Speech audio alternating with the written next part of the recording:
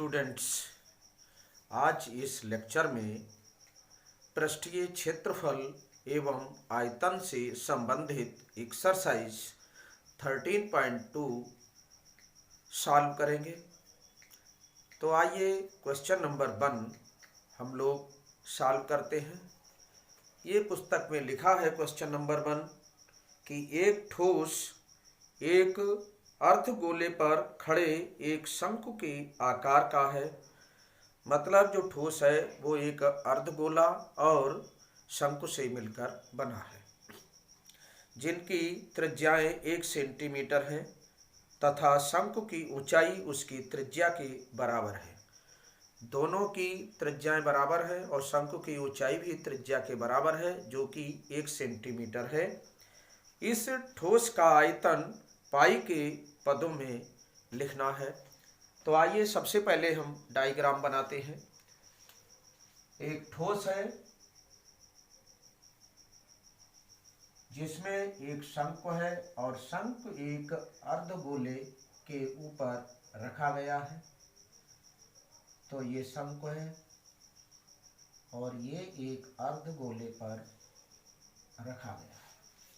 तो इस टाइप से ये हमारा ठोस बना हुआ है। इसकी त्रिज्या 1 सेंटीमीटर है और ऊंचाई भी 1 सेंटीमीटर है। तो ये 1 सेंटीमीटर और ये 1 सेंटीमीटर है। इसकी त्रिज्या जो है ये भी 1 हो गई और इस शंकु की ऊंचाई भी 1 सेंटीमीटर है। तो कहने का मतलब है ये थोड़ा सा कम कर लेते हैं। इस टाइप से ये बन जाएगा। ये इसकी ऊंचाई है 1 सेंटीमीटर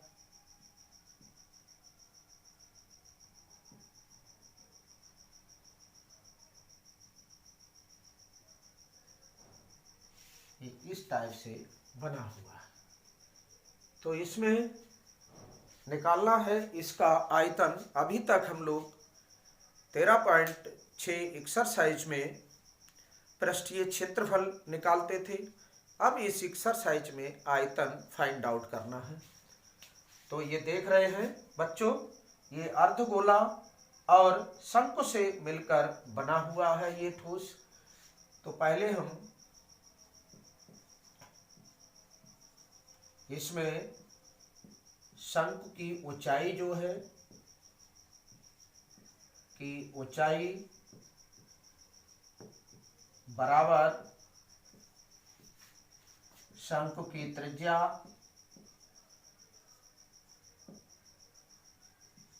बराबर अर्धगोले की त्रिज्या। ये तीनों चीजें बराबर दी हुई हैं। अब हमें इसका आयतन निकालना है। तो ठोस का आयतन बराबर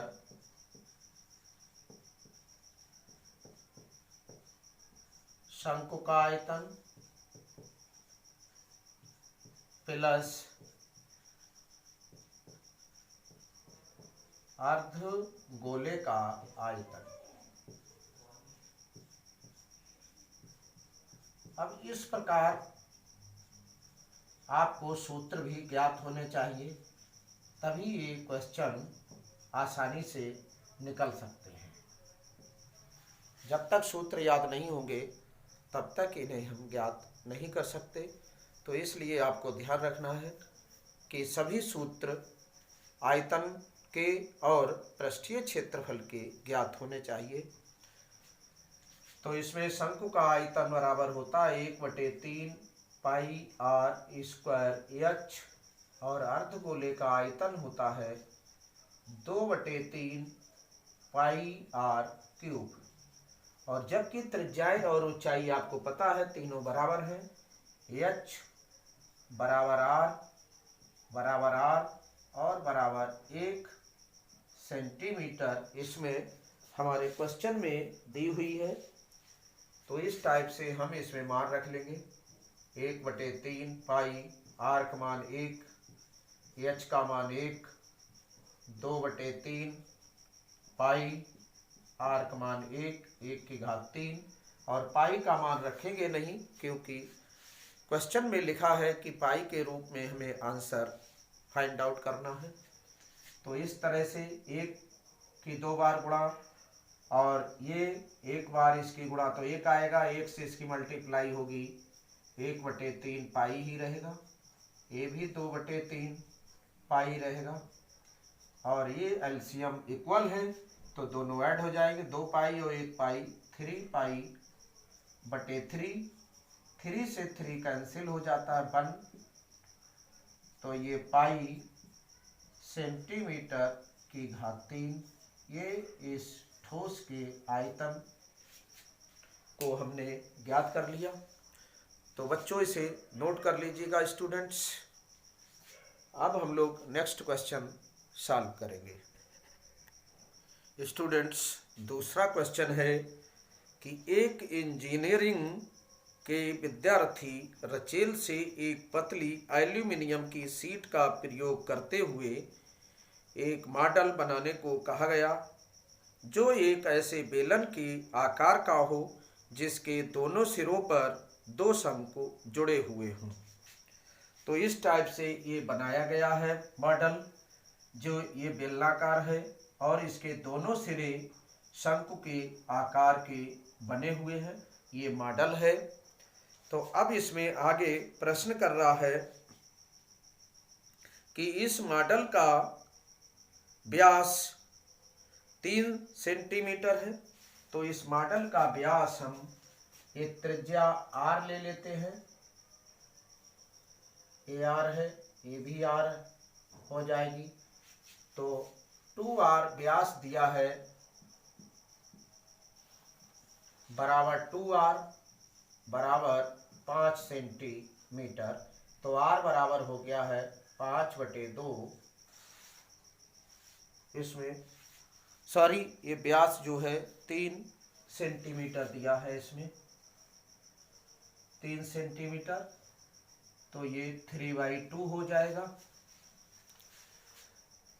अब इसमें आगे लिखा है इसकी लंबाई 12 सेंटीमीटर है, तो यहाँ से यहाँ तक 12 सेंटीमीटर दी हुई है।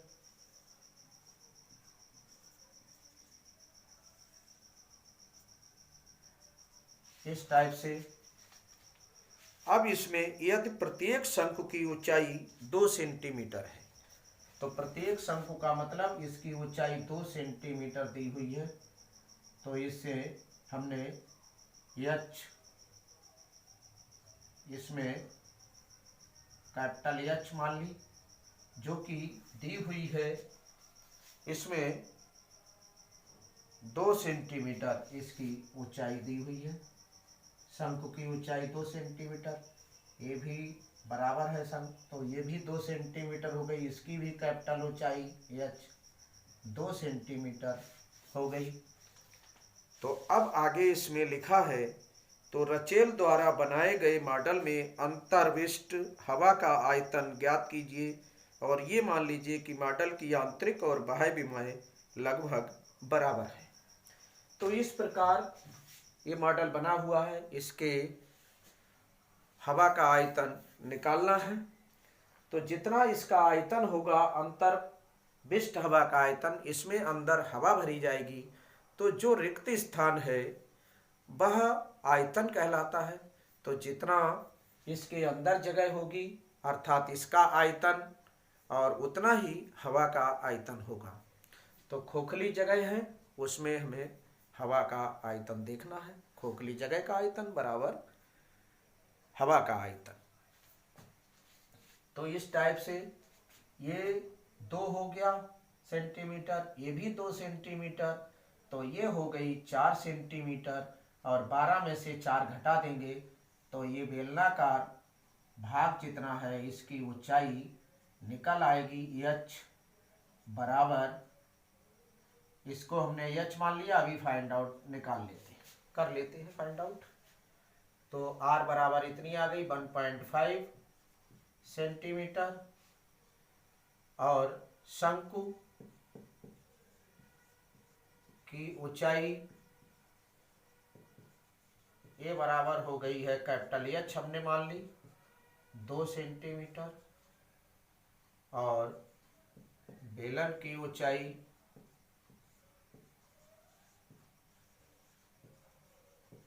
ए हो गई है 12 माइनस 2 ये और 2 ये दोनों घटा देंगे, 2 + 2 बराबर, इसे हमने एच मान लिया 12 - 4 बराबर 8 सेंटीमीटर। इस टाइप से ये हमारे पास आ गया है। तो इसमें हवा का आयतन निकालना है।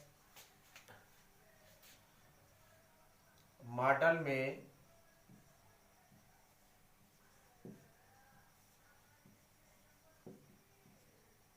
हवा का आयतन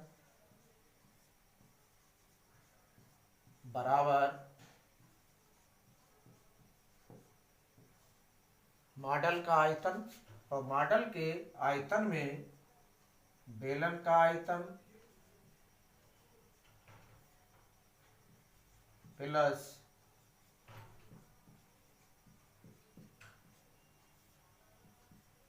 दो गुणा एक शंकु का आयतन।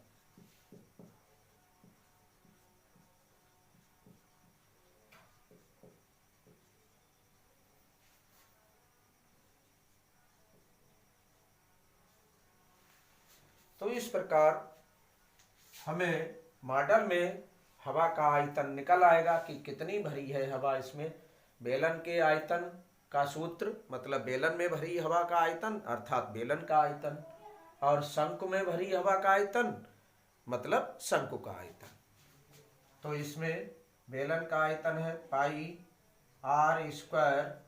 h, और 2 × यहाँ आ जाएगा 1/3 πr² h, कैपिटल त्रिज्या त्रिपल है। तो अब हम यहाँ से πr² कॉमन ले लेंगे, यहाँ से h आएगा, यहाँ से 2/3 h आ जाएगा, और ये पाई का मान जो है नहीं दिया है, तो अभी हम पाई ऐसे ही रखेंगे। r का मान लिखा है 3/2 इसका स्क्वायर, और h का मान है 8 + 2/3, और इस h का मान दिया है 2। तो इस टाइप से ये आ गया है हमारा पाई, और 3 × 3 = 9/4, और यहाँ 3 × 8 = 24 और 4 28/3। ये यहाँ एलसीएम ले लिया, एलसीएम 3 आ गया, और 24 और 4 28 हो जाते हैं। 4 से काट दिया, 4 × 7 = 28, और ये 3 × 3 = 9। तो ये आ गया है, पाई का मान रख लेते हैं 22/7, क्योंकि इसमें ये नहीं कहा गया पाई के रूप में उत्तर निकालना है। यहाँ से ये कैंसिल हो जाएगा, 7 × 1 = 7, और ये हो गया 22 × 3 = 66 सेंटीमीटर/3। ये जो मॉडल है इसमें 66 घन सेंटीमीटर हवा भरी हुई है। अब हम लोग नेक्स्ट क्वेश्चन सॉल्व करेंगे, इसे नोट कर लीजिए स्टूडेंट्स। क्वेश्चन नंबर 3 है हमारा, एक गुलाब जामुन में उसके आयतन की लगभग 30% चीनी की चाशनी होती है। 45 गुलाब जामुनों में लगभग कितनी चाशनी होगी यदि प्रत्येक गुलाब जामुन एक बेलन के आकार का है जिसके दोनों सिरे अर्धगोलाकार हैं तथा इसकी लंबाई 5 सेंटीमीटर और व्यास 2.8 सेंटीमीटर है। तो हमने ये गुलाब जामुन बना लिया है जिसकी कुल ऊंचाई दी है 5 सेंटीमीटर, और इसके अर्धगोले जो हैं इनका व्यास दिया हुआ है आपका 2.8 सेंटीमीटर। तो व्यास होता 2r, इसे लिख लेते हैं 2.8 सेंटीमीटर। तो r बराबर 2.8 अपान 2, 2 एकम 2, 2 चौक 8, या दशमलव 1.4 सेंटीमीटर ये हो गया है त्रिज्या इसकी। तो गुलाब जामुन में बेलनाकार भाग की ऊंचाई जो हो जाती है इसे हमने h मान लिया। तो यहाँ से ये 5 है दी हुई, 5 माइनस, और इसकी जो ऊंचाई है अर्धगोले की वो त्रिज्या के बराबर है, ये भी त्रिज्या के बराबर, ये दोनों जोड़ देंगे और फिर 5 में से हम घटा देते हैं। तो बेलनाकार भाग की ऊंचाई इसकी निकल आएगी ये इसमें से इतनी, ये और ये जो है वो घटा देंगे, ये यहाँ से यहाँ तक घटाएंगे 1.4 सेंटीमीटर। तो इतनी फाइंड आउट होगी, ये हो जाएगा 5 माइनस 2.8। तो ये बच जाती है ऊंचाई बेलनाकार भाग की 2.2 सेंटीमीटर। अब इसका आयतन निकाल लेते हैं, फिर इसकी 30% निकाल लेंगे तो चाशनी निकल आएगी। इसीलिए 45 गुलाब जामुनों की चाशनी फिर मल्टीप्लाई कर देंगे। तो आइए सॉल्व करते हैं। एक गुलाब जामुन का आयतन बराबर बेलनाकार भाग का आयतन अर्थात बेलन का आयतन, और 2 गुणा एक अर्धगोले का आयतन। ये इस अर्धगोले और इससे मिलकर बना है बेलन से। तो इसमें पाई r स्क्वायर h प्लस 2 गुणा, और ये अर्धगोला है 2/3 पाई r क्यूब, इसमें पाई r कॉमन ले लिया हमने स्क्वायर, और यहाँ से h प्लस ये आ जाएगा 4/3 r। अब यहाँ मान रख लेते, पाई का मान 22/7 गुणा 1.4 का स्क्वायर इंटू h का मान है 2.2 प्लस 4 गुणा 1.4 r का मान है बटे 3। अब इसमें 22/7 गुणा 1.4 गुणा 1.4 और गुणा इसका एलसीएम हो जाएगा 3, और ये 22 और 3 गुणा करके 6.6 आ जाएगा, दशमलव लगा देंगे, ये 14 चौक 56 5.6 आ जाएगा। अब इसे हम ऐड कर लेते हैं इनको दोनों को, और 7 दूनी 14.2 आ गया, ये आ गया 22 दूनी 44 4.4 गुणा 1.4 गुणा 6 और 6 12, आप 6 और 5 11 और 1 12 बटे 3। अब इसकी हम मल्टीप्लाई कर लेते हैं।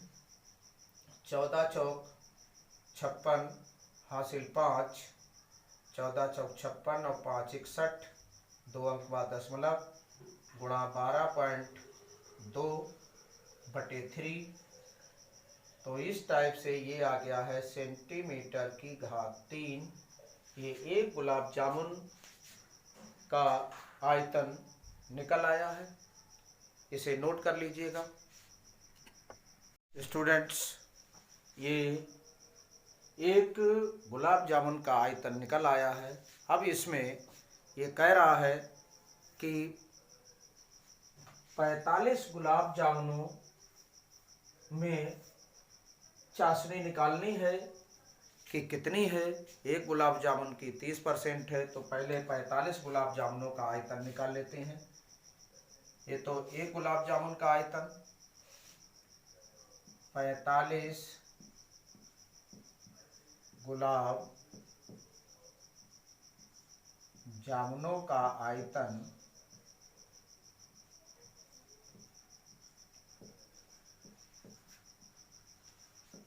बराबर 45 गुणे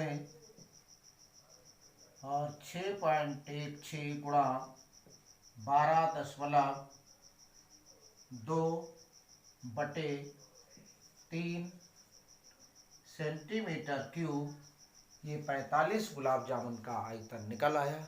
अब एक गुलाब जामुन में 30% चाशनी है, तो 45 गुलाब जामुनों में कितनी चाशनी होगी? एक गुलाब जामुन में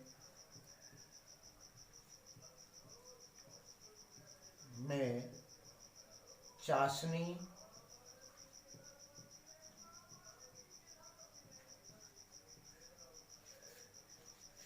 की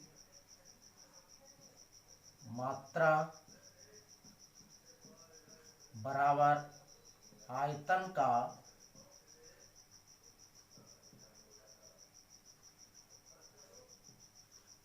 30%।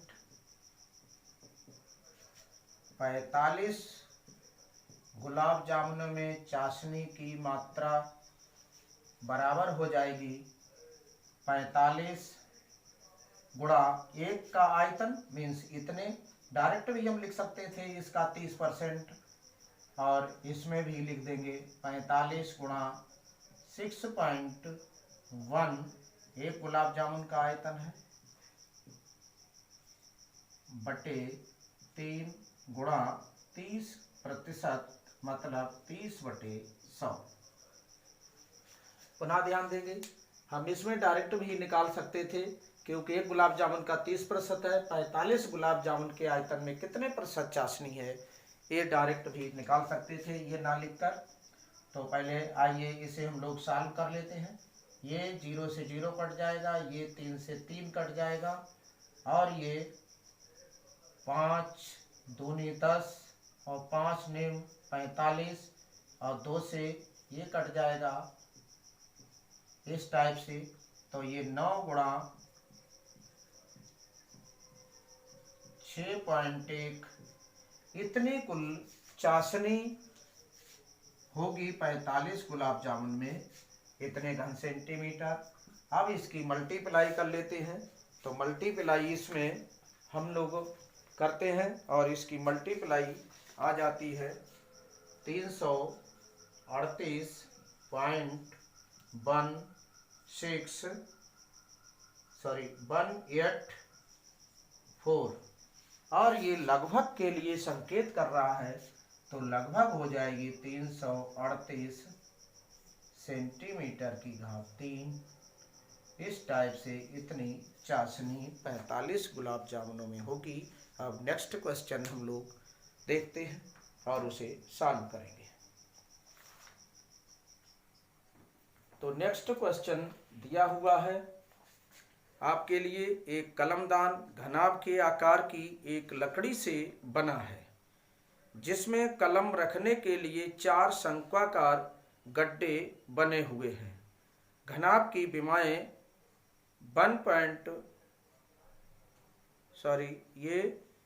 15 सेंटीमीटर गुणा 10 सेंटीमीटर गुणा 3.5 सेंटीमीटर है। प्रत्येक गड्ढे की त्रिज्या 0.5 सेंटीमीटर है। गड्ढे की गहराई 1.4 सेंटीमीटर है। पूरे कलमदान में लकड़ी का आयतन ज्ञात कीजिए। तो इसमें क्या करना है, पहले हमें लकड़ी के घनाभ का आयतन निकाल लेना है, और फिर उसमें पैर रखने के लिए जो शंक्वाकार छेद बने हुए हैं, उनकी लकड़ी के गड्ढों को, जो शंख बने हैं, उनको हटा देना है, क्योंकि वहाँ पर लकड़ी नहीं रहेगी। तो उसमें एक गड्ढे का आयतन निकाल लेंगे शंख का, और जितने शंख दिए हुए हैं, 4 दिए हुए हैं, तो चारों से मल्टीप्लाई कर देंगे, तो चारों शंखों का आयतन निकल आएगा। वह हम घनाभ के आयतन से घटा देंगे। तो आइए सॉल्व करते हैं। देखिए, अभी हमने इस क्वेश्चन का पूरा सारांश बताया था कि कैसे लकड़ी कलमदान में जो लगी है उसका आयतन निकलेगा। तो यहाँ से हमने नोट कर लिया है कि घनाभ के आकार की जो लकड़ी है उसकी विमाएं दी हैं L, B, H। और कलमदान में शंक्वाकार 4 गड्ढे हैं, 1 2 3 4। तो इन जो गड्ढे हैं उनसे लकड़ी निकल चुकी है, उनका आयतन निकालना है और फिर इससे घनाभ से घटा देंगे इस शंकु के छेदों के लकड़ी को, तो ये आयतन कलमदान का निकल आएगा। तो इस प्रकार हम लिखते हैं कलमदान में लगी लकड़ी का आयतन बराबर लकड़ी का आयतन माइनस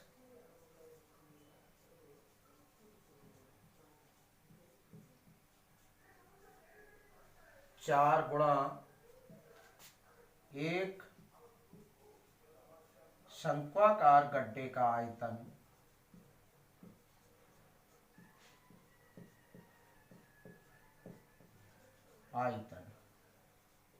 इस टाइप से।